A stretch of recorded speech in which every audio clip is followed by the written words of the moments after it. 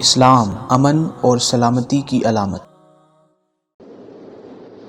میں تمہیں تمہارے اوپر برے دن کے عذاب سے ڈراتا ہوں۔ پھر وہ کہنے لگے، اے ہود، یہ تیرا روز روز کا نصیحتوں کا لیکچر ہم نہیں سن سکتے۔ ہم تجھ سے اور تیری نصیحتوں سے تنگ آ چکے ہیں۔ اگر تو اپنی بات کا سچا ہے تو عذاب جس سے تو ہمیں ڈراتا دھمکاتا ہے جلد لے کر آ۔ روز روز کا جھگڑا ختم ہو جائے اور ہمارا اور تمہارا قضیہ ختم ہو جائے۔ اگر تو سچا ہے تو عذاب ہمیں ختم کر ڈالے گا، اور اگر عذاب نہ آیا تو پھر جو ہوگا تو دیکھ لے گا۔ اللہ تعالیٰ نے اس بات کو قرآن مجید میں یوں فرمایا ہے، بس لا تو ہمارے پاس اس شے کو جس کا ہم سے وعدہ کرتا ہے اگر تو واقعی سچوں میں سے ہے۔ جب انہوں نے حضرت ہود علیہ السلام سے دو ٹوک بات کی اور کہا کہ لے آ جو عذاب لانا چاہتا ہے، ہم بھی دیکھتے ہیں کہ کیا ہوگا، ہمارا کوئی کچھ نہیں بگاڑ سکتا۔ تب پھر حضرت ہود علیہ السلام نے فرمایا، اے قوم عاد، اگر میری مخلصانہ سچی باتوں اور نصیحتوں کا تمہارے پاس یہی جواب ہے تو پھر بسم اللہ۔ تم کو عذاب کا مزہ چکھنے کا اتنا شوق ہے تو وہ بھی کچھ دور نہیں ہے، تم جلد ہی عذاب کا مزہ چکھ لو گے، پھر تمہیں اللہ کے سوا کوئی بچانے والا نہ ہوگا۔ اور وہ وقت آ پہنچا جیسا کہ اللہ تبارک و تعالیٰ فرماتا ہے، بلا شبہ تمہارے پروردگار کی طرف سے تم پر عذاب و غضب آ پہنچا۔ قوم عاد کی انتہائی سرکشی، اللہ تعالیٰ سے بغاوت، نافرمانی، اپنے پیغمبر سے بے پناہ بغض و انا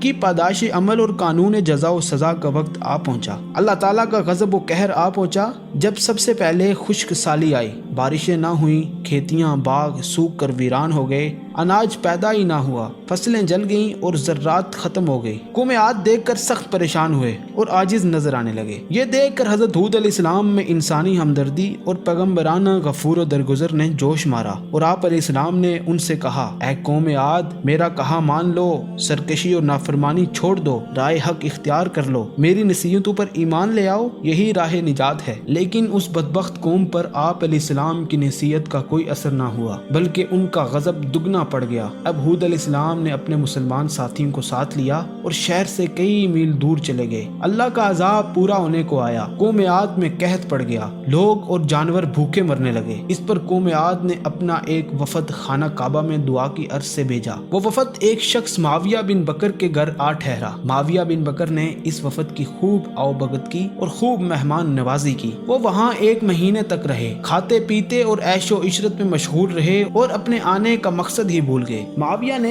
ان کو اپنا مقصد یاد کرانے کے لیے لوڈیوں کی ایک گیت گانے کو دیا، جس میں اس وقت کے ارکان کو یاد دلایا گیا تھا کہ ادھر مصیبت اور قید سالی پڑی ہے اور تم لوگ یہاں میزبانی کے مزے اٹھا رہے ہو۔ اب ان لوگوں کو خیال آیا تو انہوں نے حرم میں جا کر دعا مانگنے کے لیے سوچا۔